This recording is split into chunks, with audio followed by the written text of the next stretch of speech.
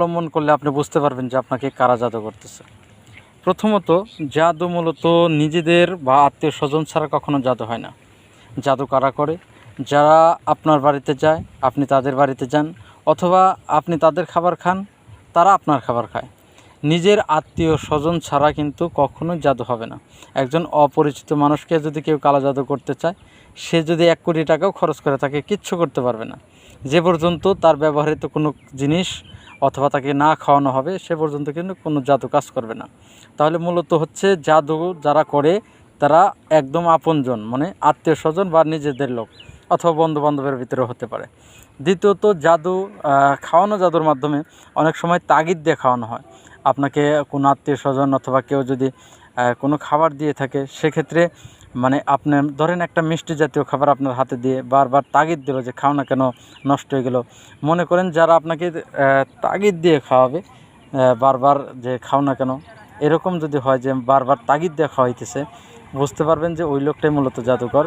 কারণ জাদু তাগিদ দিয়ে নিজের চোখে দেখে তারপরে কিন্তু সেখান থেকে চলে যাবে।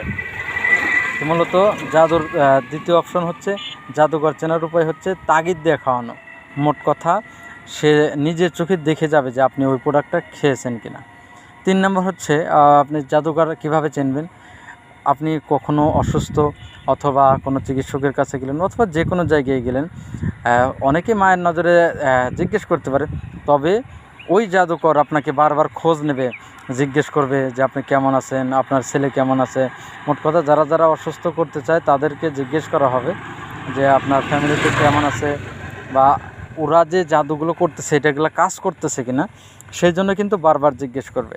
তো এইগুলো যদি ফলো করতে পারেন, যে যারা আপনার নিজেদের আত্মীয় এবং তাগিদ দিয়ে খাওয়ানো, নিজের চোখে দেখে যাওয়া এবং জিজ্ঞেস করা যে আপনি কেমন আছেন, এইগুলো ফলো করলে কিন্তু বুঝতে পারবেন যে আপনাদেরকে কে জাদু করে। তারপরেও স্বপ্ন 3 ধরনের। একটা স্বপ্ন আল্লাহ দেখায়, একটা শয়তান দেখায়, একটা মানুষ সারাদিন যে কর্ম করে অনুযায়ী স্বপ্ন দেখে।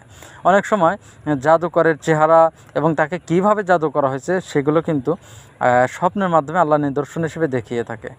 তো যারা রুকের চিকিৎসা করেন এবং বলেন যে জাদুকর কীভাবে চিনব, আমার এই ভিডিও দেখলে অবশ্যই বুঝতে পারবেন যে জাদুকর চেনার উপায়। অবশ্যই আপনি এভাবে বুঝতে পারবেন। পাশাপাশি আমল করেন এবং স্বপ্নে দেখার চেষ্টা করেন যে কে জাদু করছে। তো ভিডিওটা ভালো লাগলে সবাই শেয়ার করবেন। ভালো থাকবেন, সুস্থ থাকবেন। আসসালামু আলাইকুম।